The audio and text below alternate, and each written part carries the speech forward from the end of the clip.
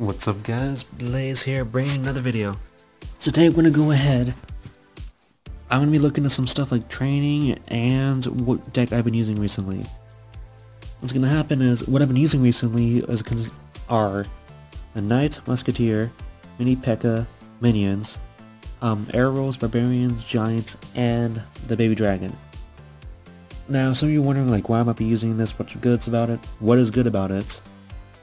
So what I find is a very strong ground force. It can go ahead and anti-ground, which is quite common nowadays, from what I've been seeing.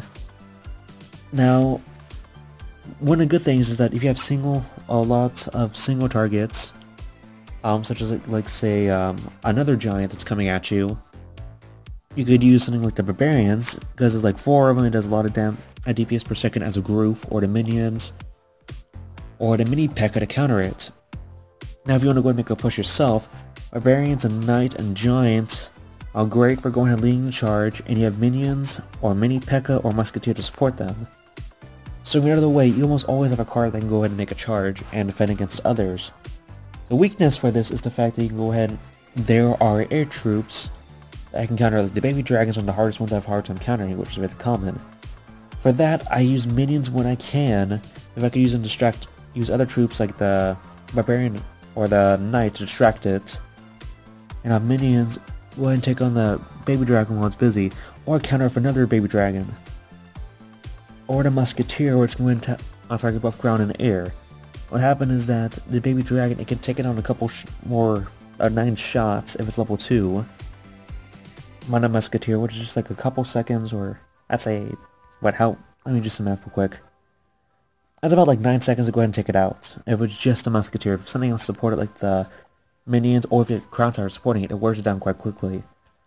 Now some of you might be wondering like, oh, how does it work in actual battle? I'll go training camp real fast. It's not a real match, but I'll show you my thought process, how I can use this deck effectively, or if I use it effectively as it could be.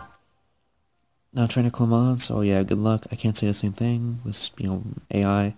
What's gonna happen is, in the back, on his son of Giants, and have a strong charge.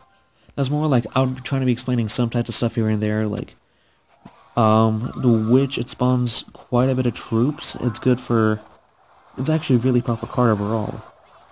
What happened is that it not only spawns troops that can counter larger units, it has quite strong, it has DPS against like larger groups of troops that go after it.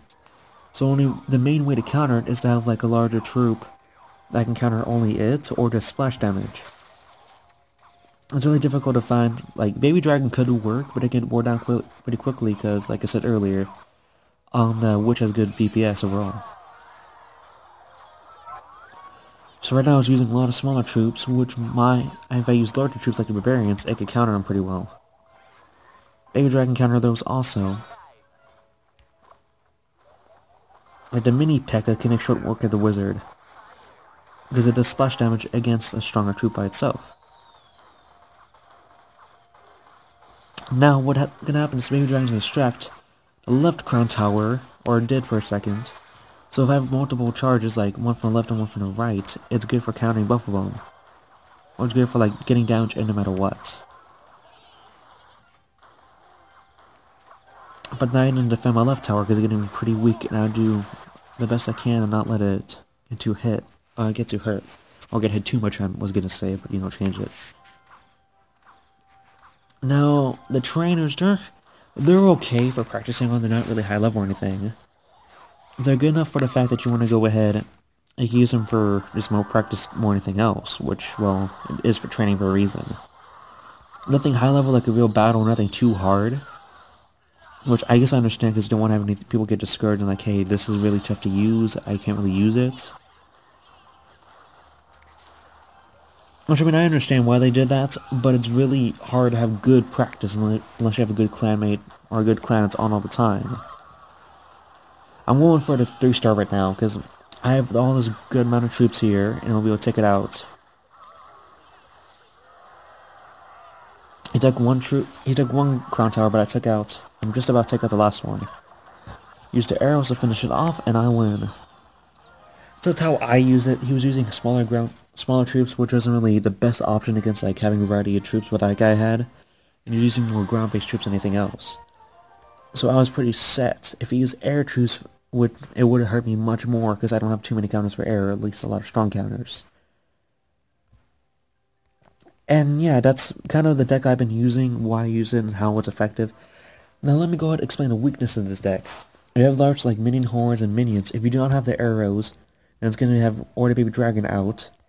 Then it's going to be really tough to counter it. If you don't have a ton of cards, you have some that could counter against it, but isn't very easy to. The strength is the fact that there's smaller troops.